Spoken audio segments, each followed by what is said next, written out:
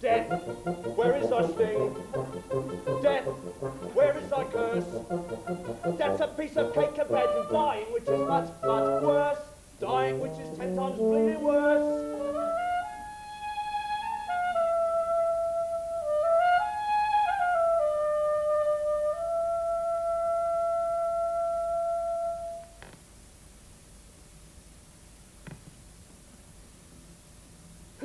Death got no dominion, neither has death got motive or opinion next to dying, which has got the lot, dying, which has got the bleeding lot.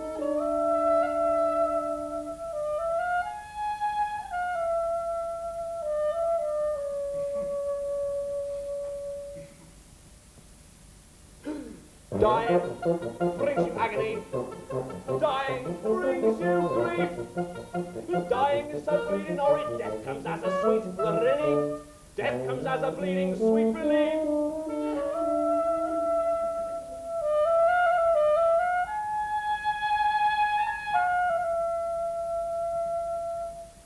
Death, as someone once said, death is like a slow boat journey down the River Nile, listening to the sound of a snake charmer's pipe.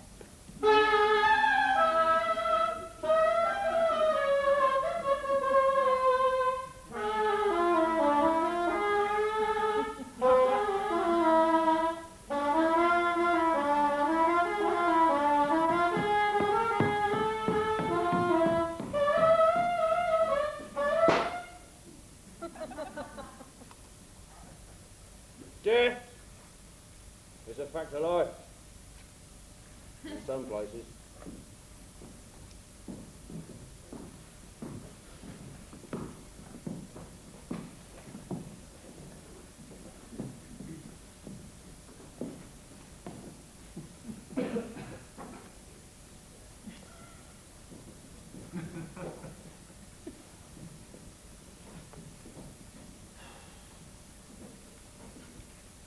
Respectum suprema cum venerit ora, et teniam moriens deficiente manum. Yeah. Aye? May I be looking for you when my last hour comes, and dying may I hold you with my weakening hand. Sibyllus, circa 59 BC. Oh, yeah. Once again, I was on a hotspot.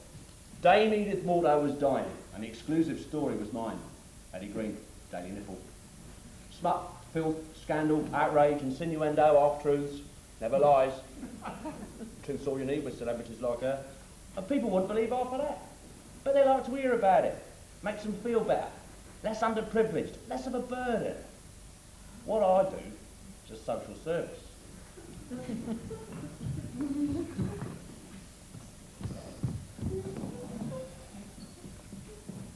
Get the dying words of Edith Mordo for the front page of the Daily Nipple, he said.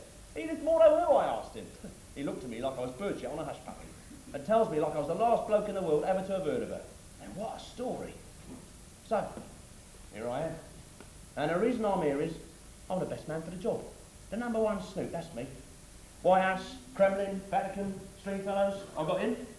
I got thrown out again, but I got in.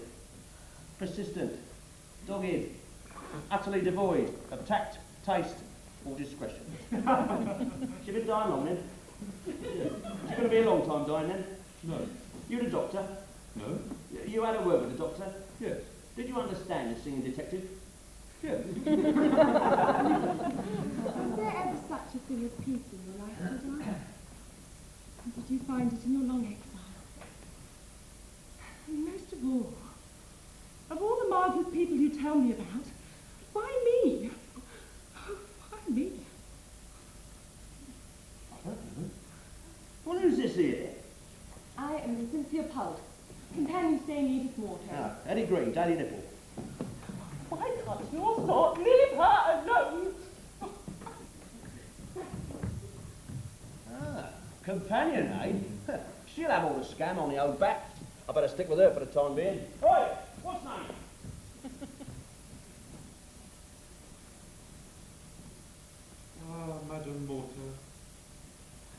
strange white lady from Kingdom United, far off away, dying so. For 1 year she has here been with us while we keep piano out of sun in locked room for her. So she work. So proud I am that Hotel Immense Cairo has such famous figure here. Our most extinguished guest ever. People have sit at your feet, madame. What feet? His Mala. Always shut away with mousy companion, spinster, faithful, compose. I bring her figs, delight Turkish and marmalade English fingers toasted. She eat. So sorry, madam. Most unfortunate. Catch collywobble from tap water nasty. How long have you known Miss Mordo? No comment. Well, when did you start becoming a companion? No comment. What's your true age, Miss Pulse? No comment. All right, well, what's she going to do when she dies, eh? No comment.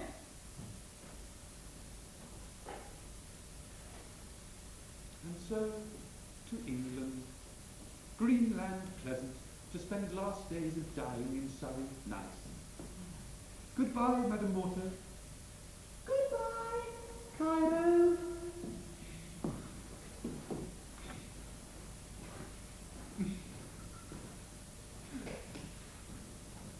Hello, England. And so the dying exile returns to the land of her birth. Edith Morto was never far from the headlines, and even now, as that life draws peacefully to an end, controversy still rages over her rumoured last work, the Celestial Sarcophagus Choral Symphony. Has it been completed? Will it ever be performed in public? And will it, like most of her work, be considered incomprehensible by the general public, and absolutely marvellous by people like me who really know a lot about music? Earlier today, I put these questions to her long-time colleague and collaborator, the distinguished conductor, Sir Charles Forte. He didn't reply. That's right, Charles. Let the music do the talking.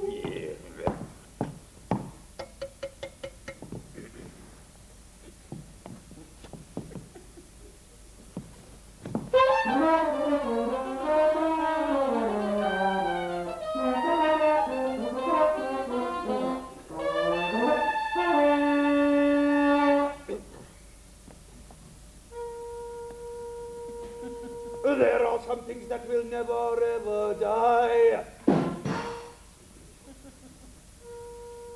One of them is man's indifference to the death of others that will never die.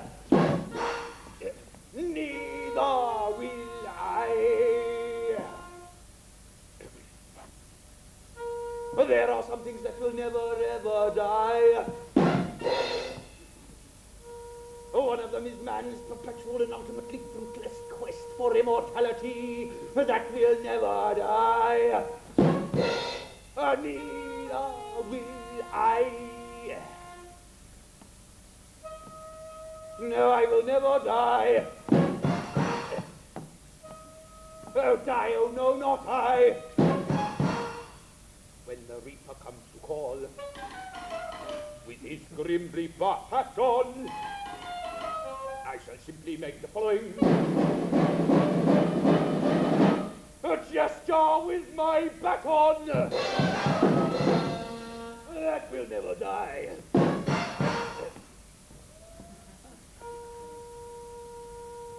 There are some things that will never ever die. One of them is music, and especially the music composed by Edith Morto, of which this is an example, that I am now conducting. It's an early work which you may recognize by the use of such typical Morto motifs as this. And this. And that will never die. And neither will I.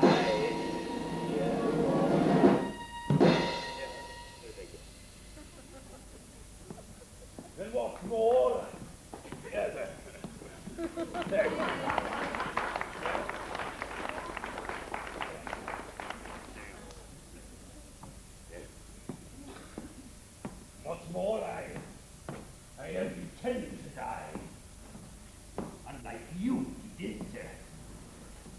never come home to die in England, full of nostalgia for an England long gone to the dogs under a tidal wave of jitter-bugging jungle bunnies and bunny-hugging Bolsheviks. Yeah, I shall live forever, Edith, and delight as they drown in their disco-bobbity digital dross. It's always been me against the world, hasn't it, Edith, eh? Except, of course, for one brief moment, when it was just me and you. What about drinks, Pops?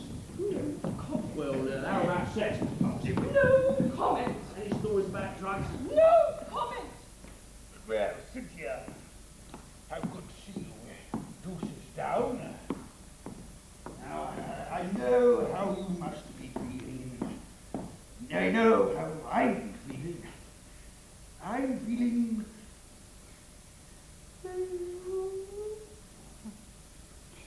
Begone, futile grief. I trust that work is progressing well on Edith's manuscript of the Celestial Sarcophagus Symphony. Excellent. Well, excuse me, sir. I know you're an old friend of Miss Mordo's. Who the devil are you? Green, sir, Eddie Green. Now, Green? I understand you liked a bit of rough in the old days, if you know what I mean. Throw him out!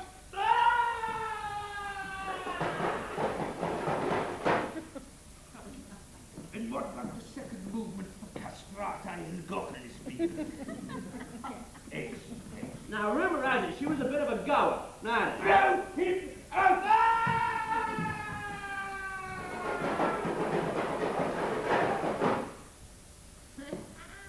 Cynthia, make sure you deliver that manuscript to me personally. Immediately it's finished. Good. You've done very well, Cynthia, and I hope you will continue to do so well.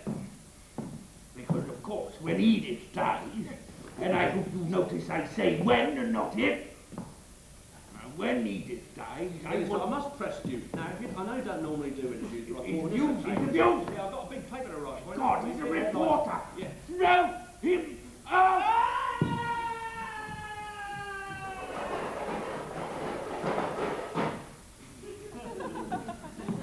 What have you told him?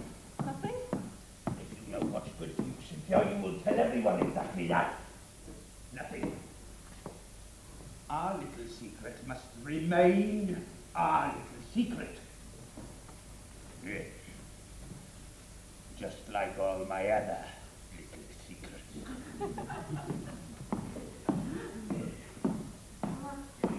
Just a quick word, sir. Out!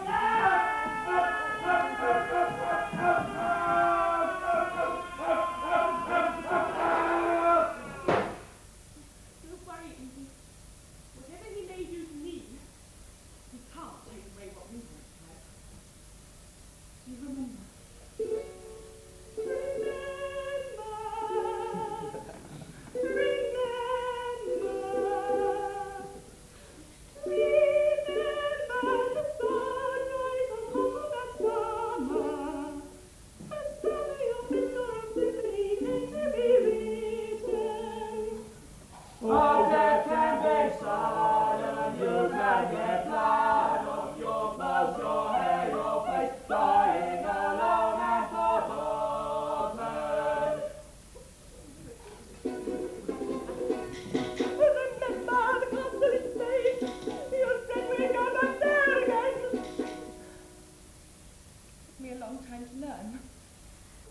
Some people never return. But do you still remember?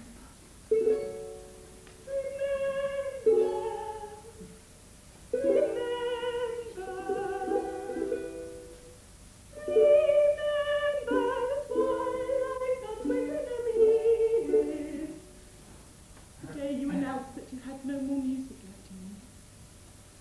Of course, which had once been so sweet and turned sour within you. Remember the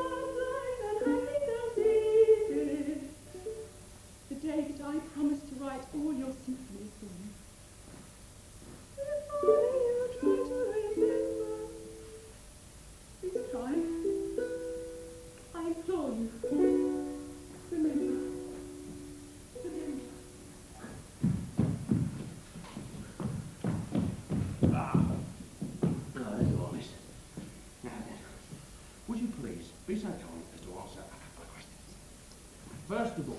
Haven't I answered yours? No, as it happens, you haven't. You mean you didn't hear my little secret? Little secret, eh? Now, that's more the style. Come on, then, spill the beans.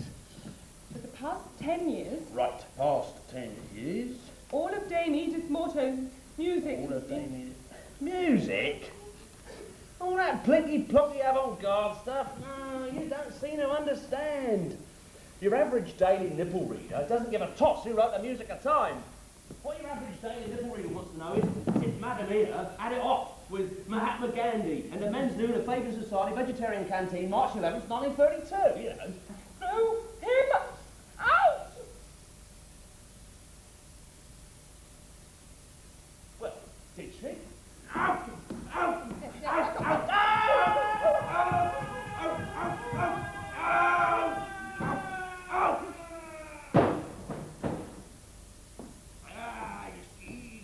To know, did he? I don't know what came over me.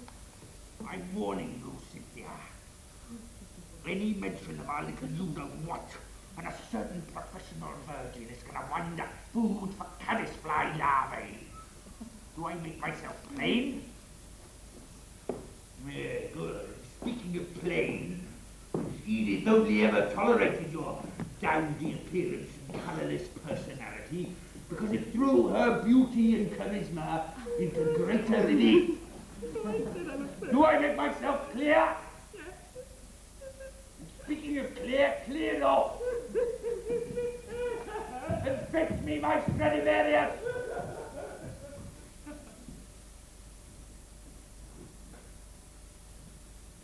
Beauty, charm, charisma, vivacity, intellect, the largest pair of feet I'd ever seen. These qualities were your armor, Edith. You polished that armor so brightly. Everyone who saw you saw their reflection in it and was dazzled. Was there anyone you met who was not dazzled, Edith? Yes. Huh? Yes.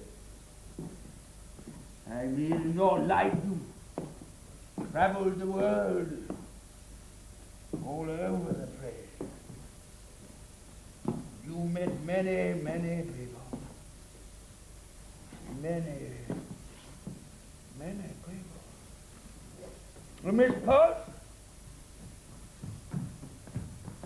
Hey, it's all Stradivarius, Charlie. Hang on.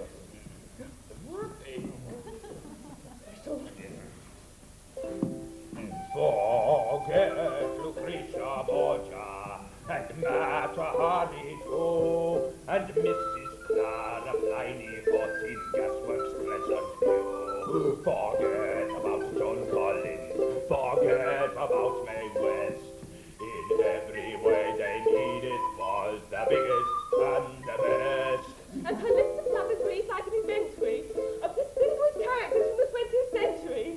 There's Shostakovich, Bartok, Brecht, and Weill, and Toscanini, Eisenhower, Churchill, Trotsky, Lenin, Mussolini, H.G. Wells, and George Orwell, Every age between octogenarian and sibling. oh, what a woman, what a life! What a woman, what a life! What a woman, what a life! What a woman, what a life! What a woman! What a... I'm expurgating the details, folks, I've got them. There's thousands of her lovers in the audience tonight. Take a look around, maybe you'll spot them.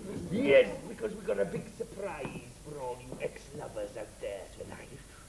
Because this is Dame Edith's little black book. That's me. You didn't know I'd laid my hands on this, did you?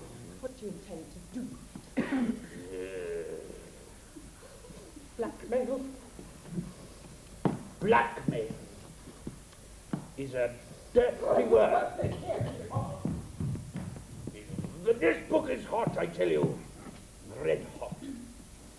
Inside the pages of this slim volume, listed in a sexual potency star rating of 1 to 100, are some of the most famous characters of the 20th century. Look at Pablo Picasso, star rating 9. What? Gustav Mahler, 3. Ed Scott Fitzgerald, 4.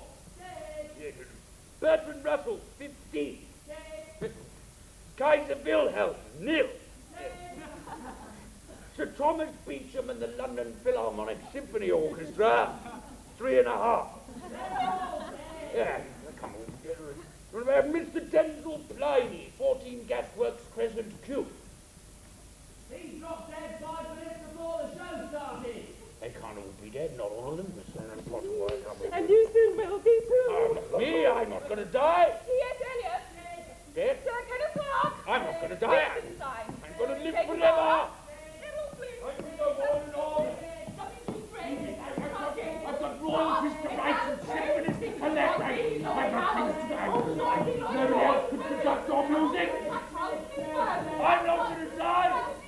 I don't want to die. I don't want to die. Shut up, you bloody fool. They're all dead. Good evening, everybody. What?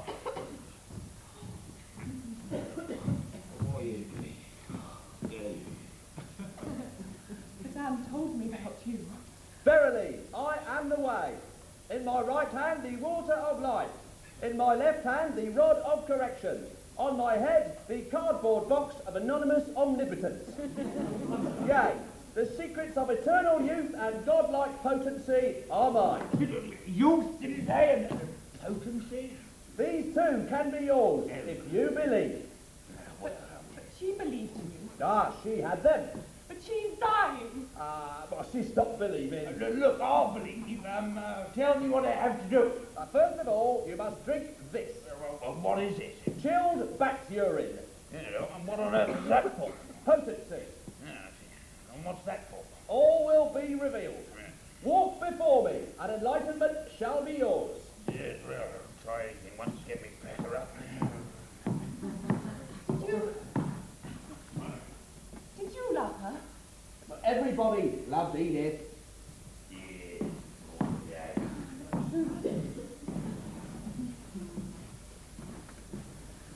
I want you to know, Edith, that I never envied your many social conquests. Well, I must confess, actually, I did rather disapprove of your liaison with Lord Hailsham, and I never much cared for that sumo wrestler either. But it was not my place to speak out. Cheer! Here's wishing you the very best. It was enough for me to know, Edith, that our work together would continue long after both you and I had passed away. The Dame Edith Morto Home for Precocious Prodigies. That will be as much my monument as yours. Well, I don't see this damn backspace is doing any good at all. Good God!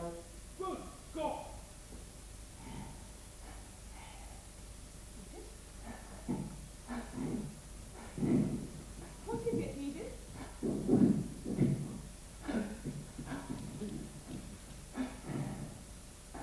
Sir Charles? Sir Charles! What the devil do you mean by shouting my name around the house in that querulous fashion? Does anyone ever tell me you're an extremely attractive woman? Your eyes, your hair, and your roses feel love bumps nestle in the crisp place of your brassiere. I don't know, sorry. What the devil do you mean by shouting my name around the house in that querulous fashion? To be read in public immediately, but she hasn't snuffed it yet. Nevertheless, Madame wishes it so. Don't you adopt that insolent tone with me, Cecile? No. And the light shines through your frock. I can see the tiny golden hairs above your navel. My humblest fault. Don't you adopt that insolent tone with me, Cecile? Please read it, Sir Charles. Madame is waiting. Very well.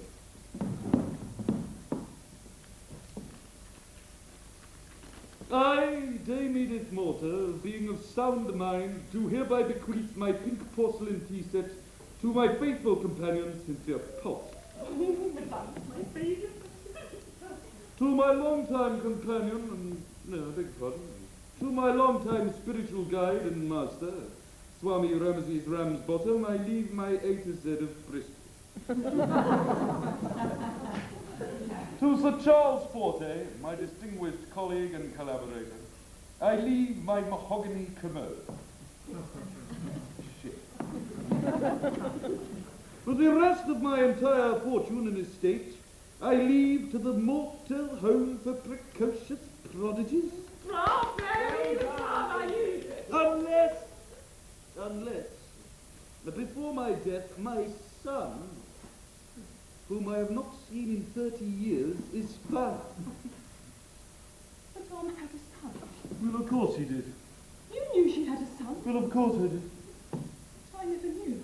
Well, of course he didn't. It's no good, Cynthia. I've simply got to run my tongue down the inside of his Well, of course he didn't. Under these circumstances, my son is to marry Miss Pulse immediately. Oh my God! What are you doing to me, Edith? And in so doing, my son will inherit all my wealth. My son, whatever name he may have now, may be recognized by a big black birthmark on his big toe.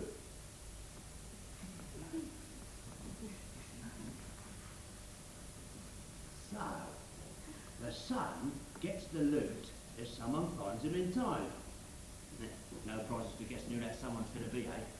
Oh, by the way, any minute now, that back space is going to wear off.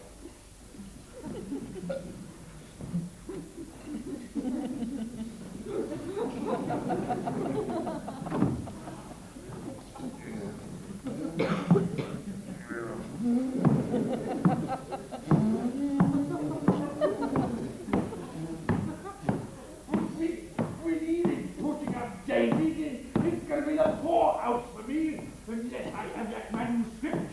I want the manuscript of that celestial sarcophagus symphony now. You are such a pathetic, untalented, incontinent wretch! Oh, your breath stinks of factory. Surrender my manuscript to you! God, you're beautiful when you're angry, Cynthia. Fuck off! No, no,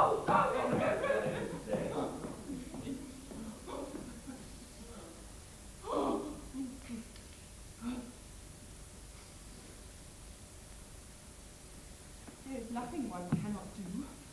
Do you remember telling me that, Edith? In a little bistro in Alexandria, with the beggars shuffling all around.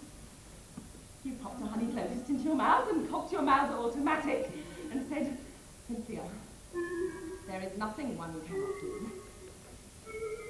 At the time, I thought it was all very well for you to tell me that. In the height of your powers, in the flush of your audacious talent. But you were right. Short of stopping the stars up in the heavens, there is nothing one cannot do. How odd your face looks upside down.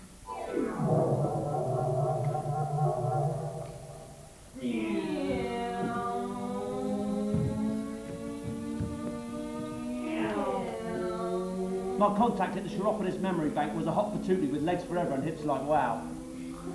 She'd helped me before, she'd help me again. There were just 7 names on the list she gave me. 7 registered birth rocks and 7 big toes. The hunt was on.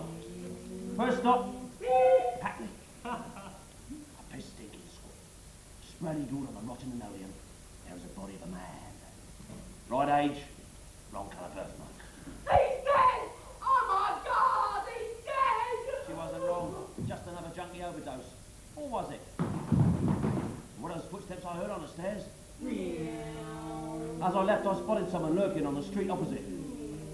There was a full moon. I felt one of my migraines coming on. Next stop, Paris. The high-class little patisserie was fragrant with the odour of boiling turnips. I found him in the bakehouse. His mouth had been stuffed with chestnut puree.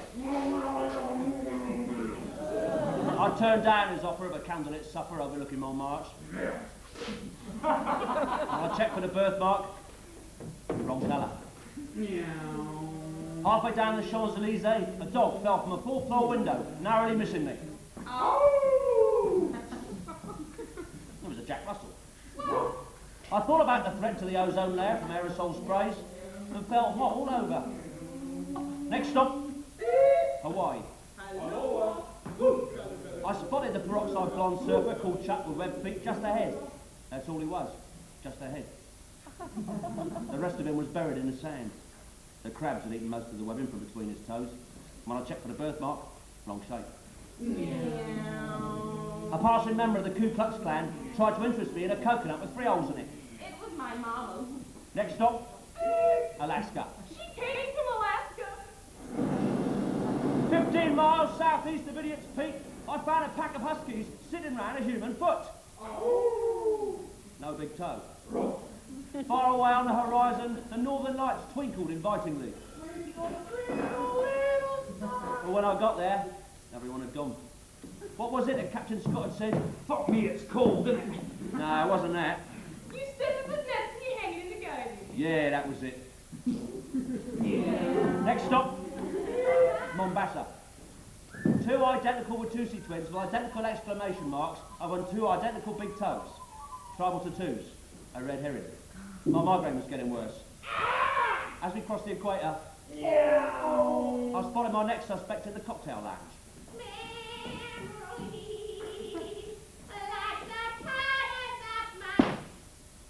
We arranged to see each other speak over supper in his cabin. But when we got there, the porthole was open and he'd gone. There was a trail of footprints leading across the sand to a pile of ashes and a note that read, We can't go on like this. He was wrong. We could have, but there would have been talk. Next stop, Tokyo. I found him in the steam bath with his brains blown out from ear to ear. He looked like a Jack Russell. There was a crescent moon. Far away on the horizon, the huskies sat up and begged for crustle. My migraine went. It reminded me of Edith Mortow's music. Next stop, Alice Springs. Boing. I was halfway between point A and point B, with my migraine going, when, with a synchronicity that seemed almost preordained, 2 things happened. One, he realised that someone was getting to his suspects before him. And 2, the car changed back into a bed. there was only one thing to do. Taxi!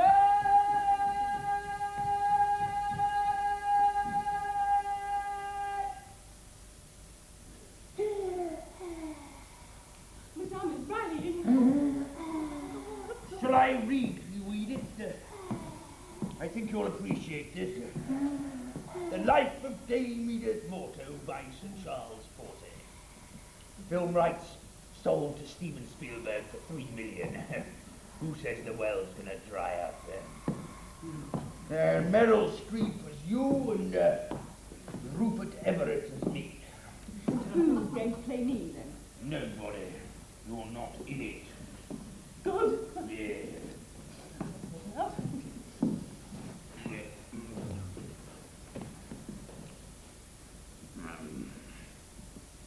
I first met Dame Edith Mortow at a house party given by Somerset Maugham in 1922. From then on, I was constantly at her side, as I was at her deathbed, when with alacrity and suddenness she suddenly...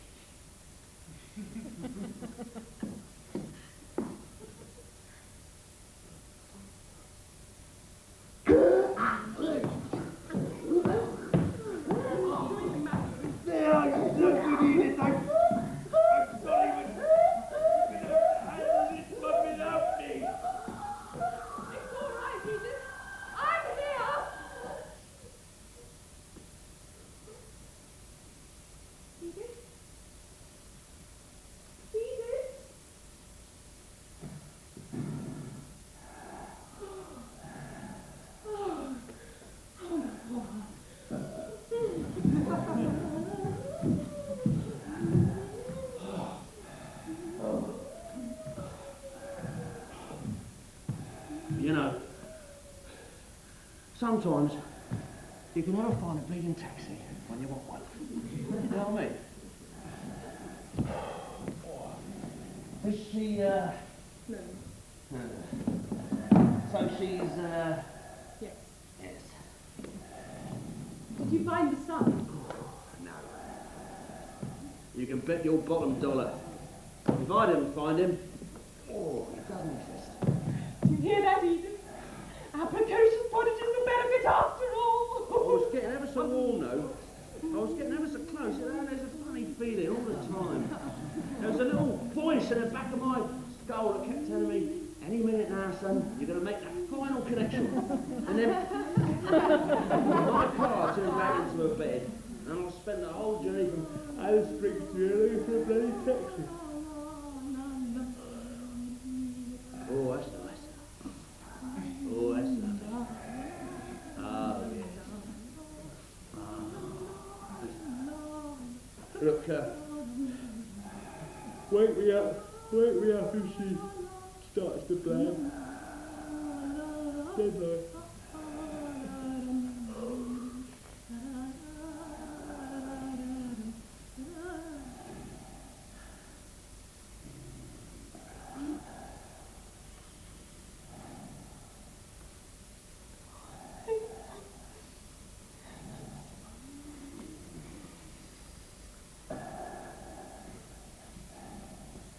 He's here, Edith. The black-toed little bastard baby boy is here just in time. You can die now, Edith. Go on. Die.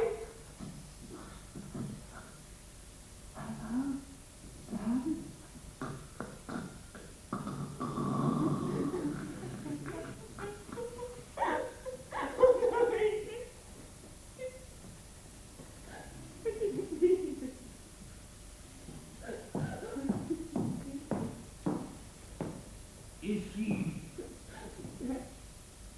Has she... Yes. So she's... Yes.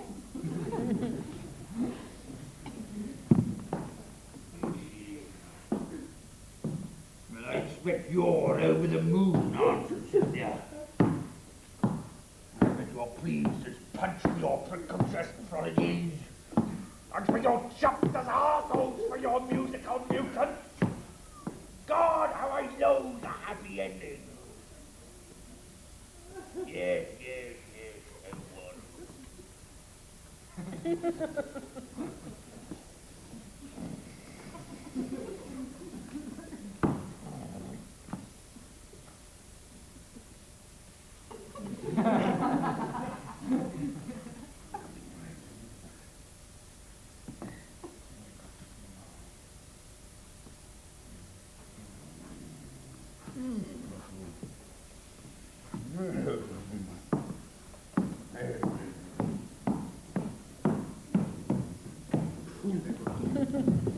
Is she?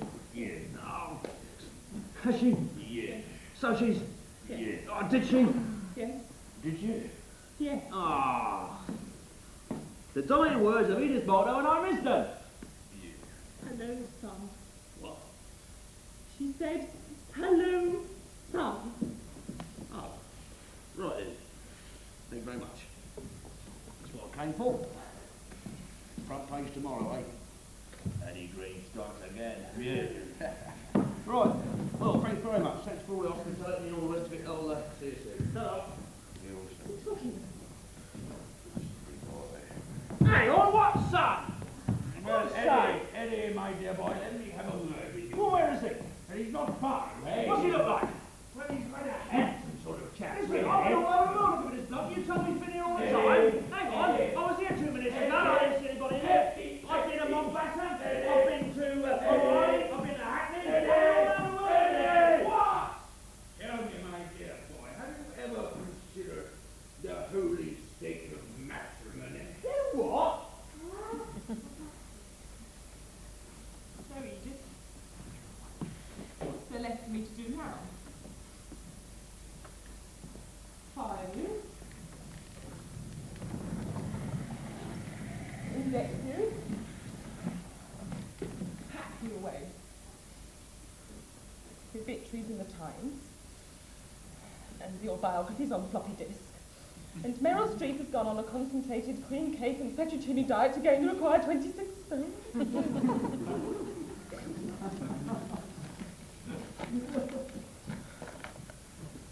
Under these circumstances, he is to marry Miss Pulse immediately, and so doing, he will inherit all my wealth. As you please, madame. As always.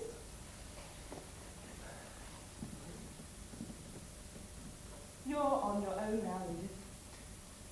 Wherever you may be.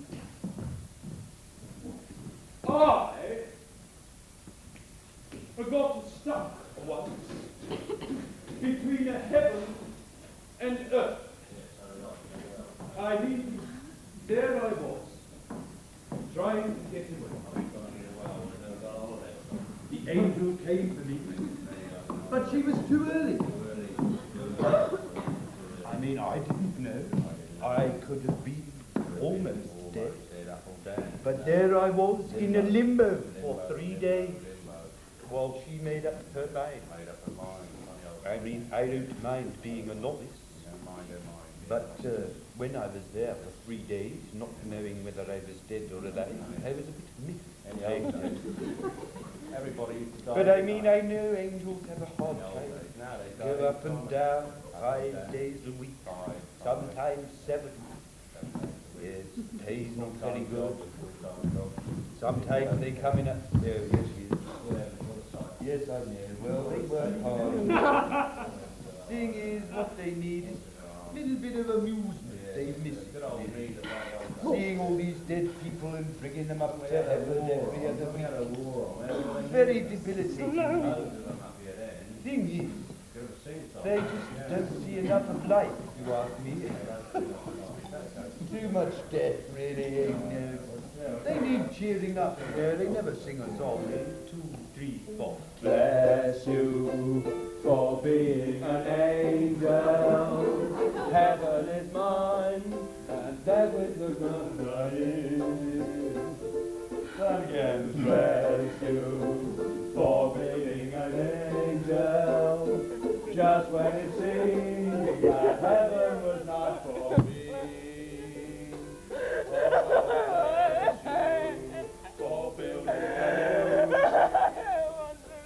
When my old dream crumbled so helplessly in that vine-covered chapel on the hill, your face is a hymn that lingers still. Oh, bless you, my darling, my angel. Heaven is mine, and death is divine with you.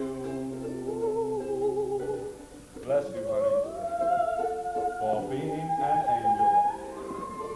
Just when it seems that heaven is not to be. Bless you for building a new day. Just when my old dreams crumble. Where am I? What's going on? I'm going to be late for my wedding. I've got a wedding. I'm going to get married. Your wedding was yesterday, Eddie. The strain of suddenly discovering who your mother was, coupled with your newly married status, triggered off a massive anxiety attack, and you've been under intense hypnotherapy for the past 24 hours. Oh. Your treatment is over now, Eddie. You can get dressed now.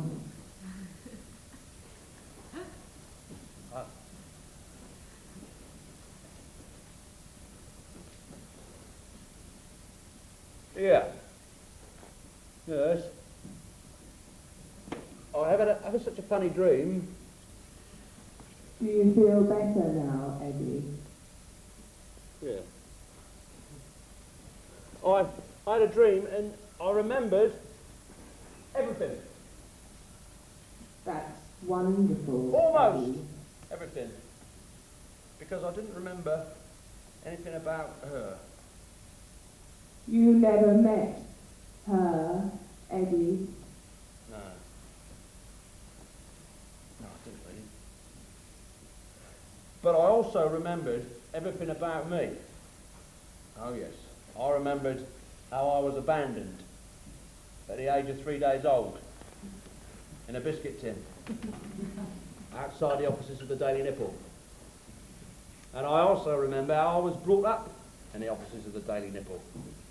How I started life as their office mascot. And I worked my way up to be their top #1 investigative reporter. Eddie. Yes, and I also remember, even though I was nothing but a shit-stirring, dirt-bungling, scandal-mongering little hack, I knew I had in me creativity, aesthetics. Well, now I know where I got it from, don't I, Doctor? Now I know where I got what I always knew I had in me. Believe me, Eddie, we know what you've got in you, Eddie. Just like we know what she's got in her, Eddie. Would you like to see what she's got in her, Eddie?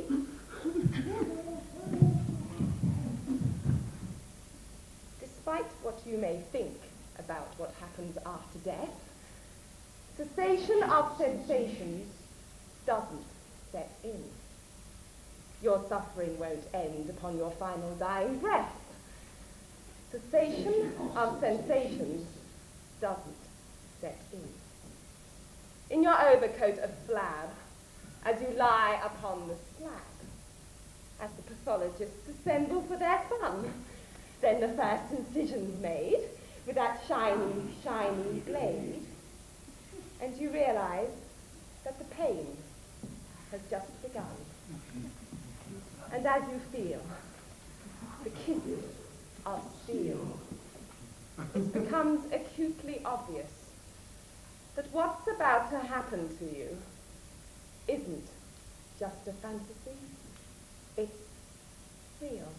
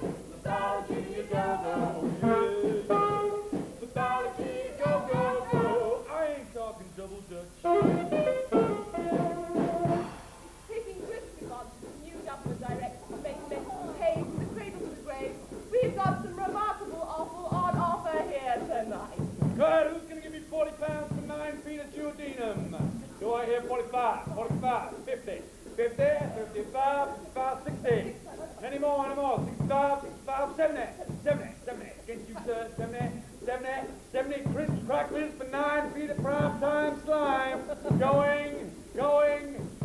Gone! Go for the gentleman in the third row with the Hamburg ethnic colostomy bag.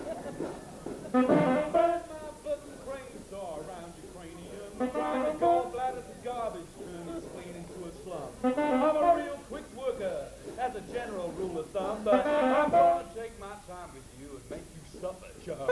Body, go, go, yeah, yeah. Body, go, go, yeah, yeah. Body, go, go, go. I ain't talking bubble gum. Body, go, go, yes indeed. Body, go, go, that's my creed. Body, go, go, makes me bleed. Body, go, go, I'm on speed. Body, go, go, smoke some weed. Body, go, go, go. I ain't talking chicken feet, yeah.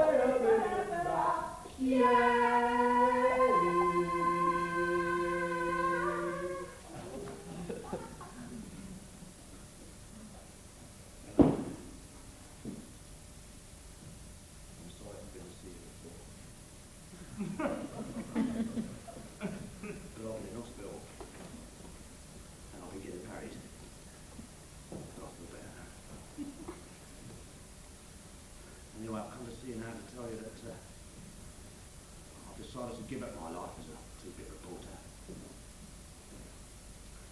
I've decided to dedicate my life to music. Just music. I'll start off by writing a song. Like its lyric.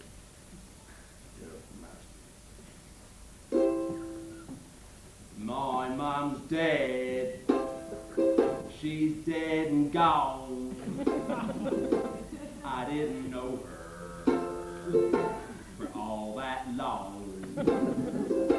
She had big feet. It's about all I know. She wrote some music. Someone told me so. My mum's dead. I guess she had to go. Eddie, my dear boy, I must have a word. I was brought up in the Daily Nipple. That's why I'm such a... Eddie, it's Cynthia. She's being most uncouth regarding your late mother's manuscript. And she's Daily Nipple. That's why I'm such a... Eddie, she refuses to let me have it. I want that manuscript. Eddie. Daily Nipple. That's why I'm such a... Mental cripple. Yeah, that fits. That's why I'm such a mental cripple. Eddie, do you want your mother's name to be remembered by posterity or not? Well, of course I do. Why? Well, because unless I have that manuscript, it won't be. Only I can conduct it. Yeah, I know. Only I can conduct it. Only through my baton can the music of Edith Porter be wrong. Yeah. And your wife won't let me have that manuscript, Eddie. And I want that manuscript, Eddie. It's all right. I'll have a word with her.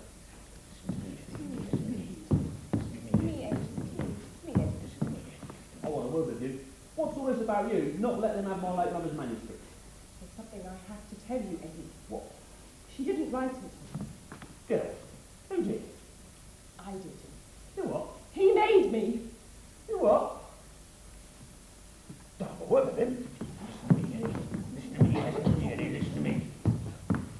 I want a word with you. What's all this about you making her write my mum's music? Well, it's true. We had to employ a ghostwriter. Ghostwriter?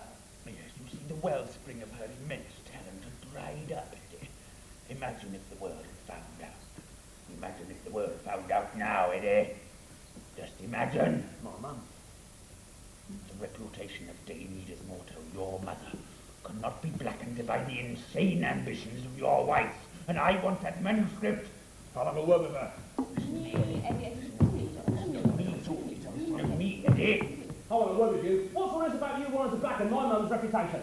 Did he tell you that? Yes. He never cared about her. Of course he did. Do you know why she dried up, Eddie? Why? Because he overworked her. The bastard. He drove her to despair, Eddie. He milked her dry. I'll have a word with him. Listen to me, Eddie. Listen to me. Listen to me, Eddie. Listen to me. I want a word with you. What's all this about you milking my mum's overworked. Yes, it's true. You what? The public was insatiable for more Morto, new Morto. Yeah, but you dried her up. You drove her to despair. The incomprehensible avant-garde, squeaky music world is a jungle. Only the strong survive. Your late mother knew that. And if she was here now, she would tell you that your wife is planning to go to the tabloids and expose her sordid story, thereby ruining the reputation of the late great Dame Edith Morto, your mother. I'll have a word with her. Listen to me. Listen to me. Listen to me, Eddie. Listen to me. I want a word with you. I want a word with you. Calm down, Eddie. You want to know about your past, don't you? No. Yes. What? Only one person knows how you came to be abandoned in a biscuit tin outside the office of the Daily Nipple. You. No. Me. No. Mum. No. Who? Him! Ah! I'll have a word with him. Listen to me, Eddie. Eddie, listen to me. Listen to me, Eddie. Listen to me. I want a word with you. What's all this about you knowing? Hang on. Listen to me! Eddie. Eddie, listen to me. Listen to me, Only Eddie. one person knows how you came to be abandoned in a biscuit tin outside the office of the Daily Nipple. Nipple. Him. Right! Right. I'll have a word with him. Listen to me, Eddie. Listen to me. I want a word with you. What's all this about you knowing how I came to be abandoned in a nipple tin outside the offices of the Daily Biscuit? Well, it's true, I know. All right, then how did I come to be abandoned in an office biscuit outside the nipple of the Daily Tin then? Well, you were kidnapped. You what? Yes. Somebody stole you from the maternity hospital. You what? Somebody snatched you from the arms of your sleeping mother as she lay exhausted after her travail. Who? Well, I wish I could tell you, son. We never knew who it was. It could have been anybody. These days, people walk in off the street. Are you my dad? Oh, don't be ridiculous, Eddie. Are you my dad? Steady on, Eddie. Are you my fucking dad?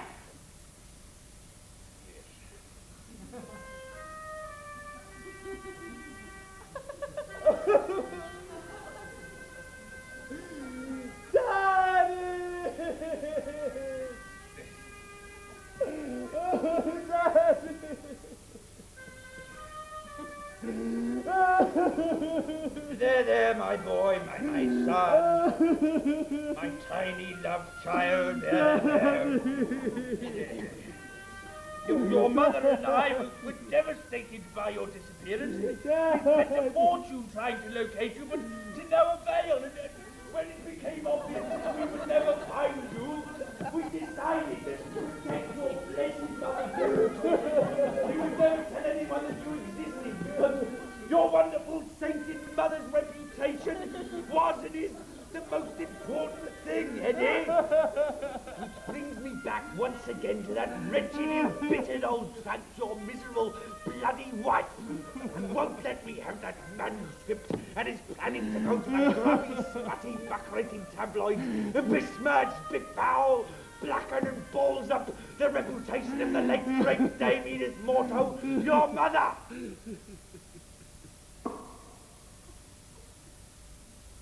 That tiny popping sound you just heard was the sound of Eddie's brain, cracking under the strain of these momentous revelations. From now on, he will play no further part in the proceedings. Yes. Yes.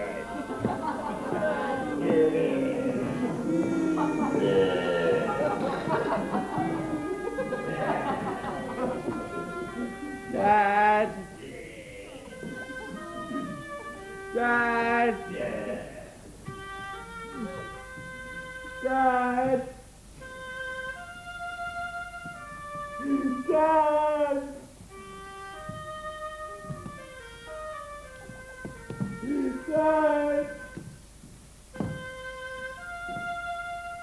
Dad! Dad!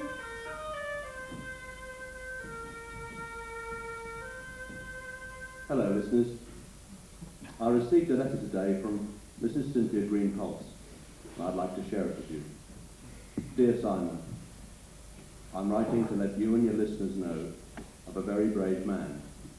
my husband Edward, who, ever since his mother's death 10 years ago, has only spoken a few words, Mum, Dad, and some simple sentences.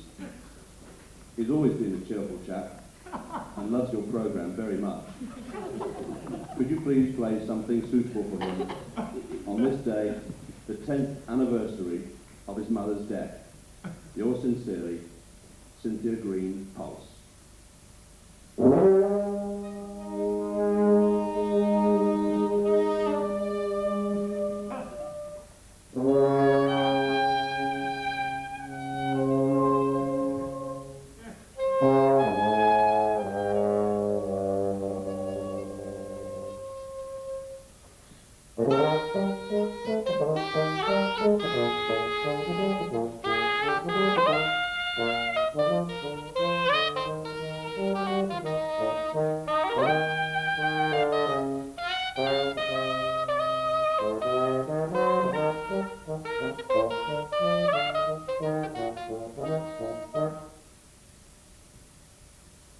Well, at least there's suffering's over, isn't it? Gone to a better place now, hasn't she, eh?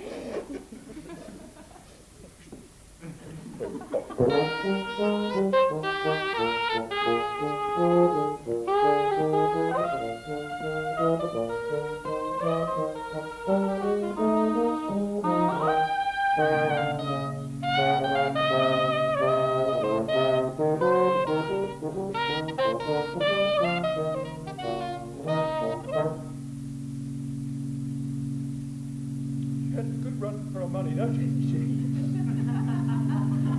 It'll happen to all of us one day, won't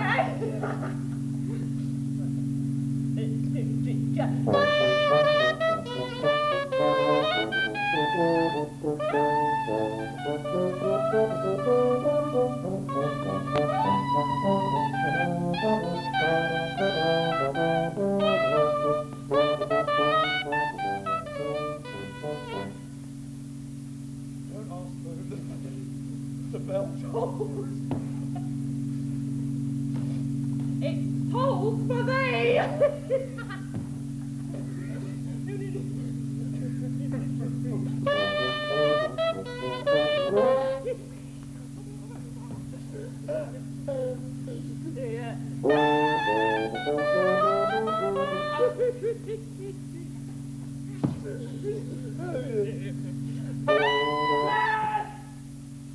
Is not a laughing matter, my sulphurous syncopators. There should be grief! There should be pain! There should be a solemn remembrance every night and twice on a Wednesday when there's an hour in the month.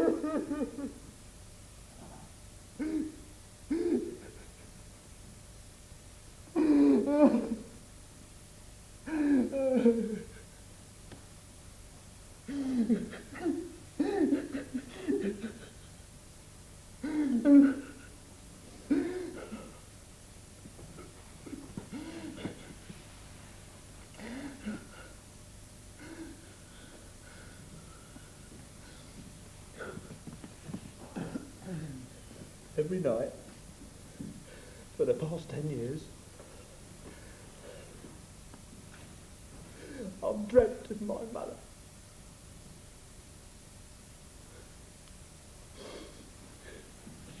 And ever since she died, 10 years ago, I've wondered where she is. Which is really funny. Because she's still here. years later.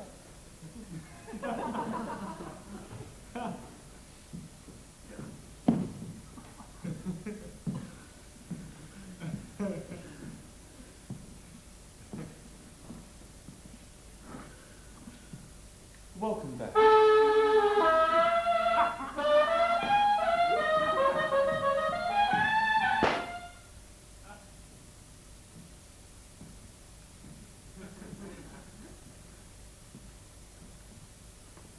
Welcome back to Houillebecq, dearest miss.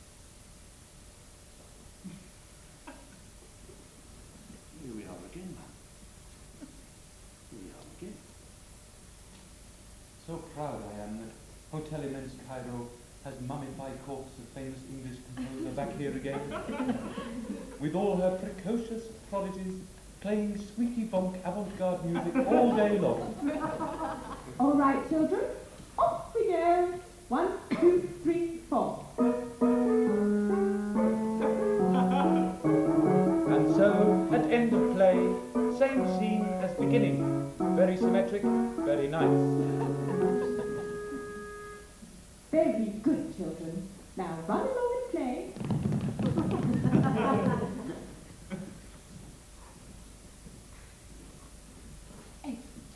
That's me. Of course it is. Now, a cheque for £100,000, please, made payable to Sir Charles Forte. Dad.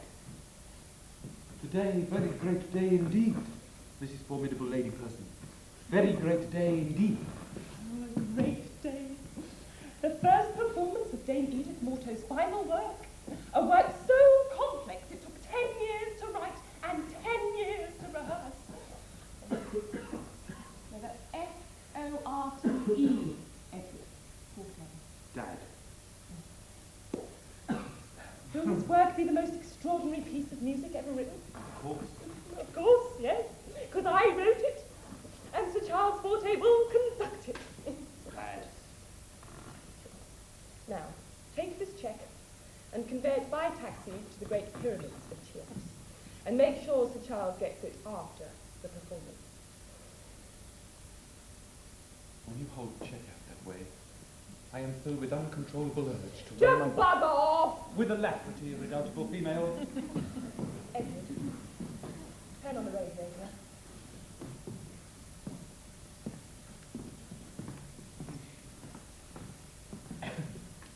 A truly spectacular setting in the shadow of the pyramids for the first performance of Dame Edith's final work, the Celestial Sarcophagus Choral Symphony. And a truly spectacular gathering of musicians it is. There are 5 great orchestras, 4 choirs, the massed trumpeters of the Grenadier Guards, the entire companies of the Covent Garden Opera and La Scala Milan, and a steel band from Acton. There's a breathless hush over this vast audience of 250,000 people as they wait in the moonlight for the arrival of that great conductor, Sir Charles Forte. Dad.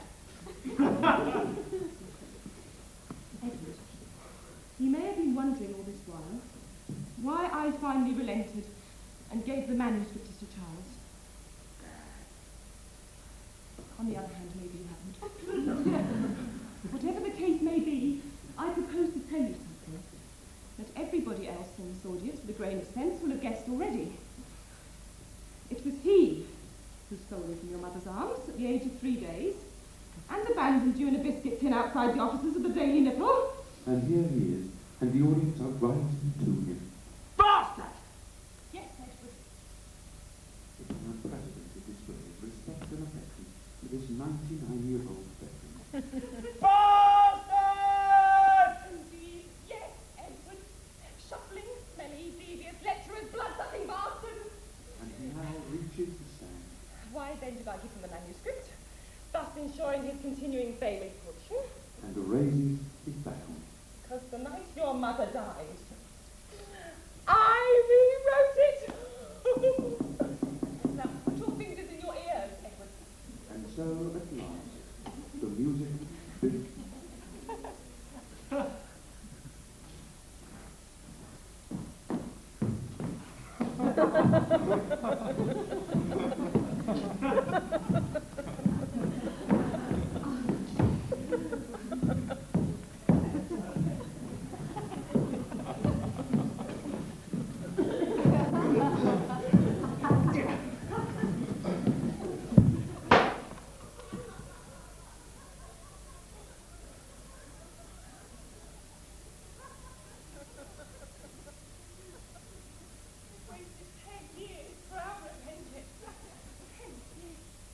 didn't doubt it for a moment.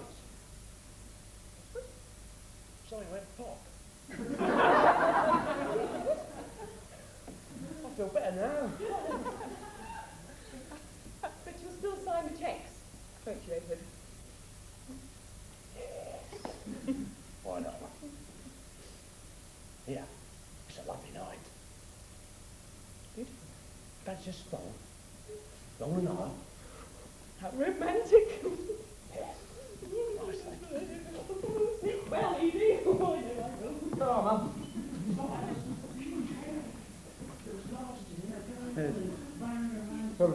Little Mala.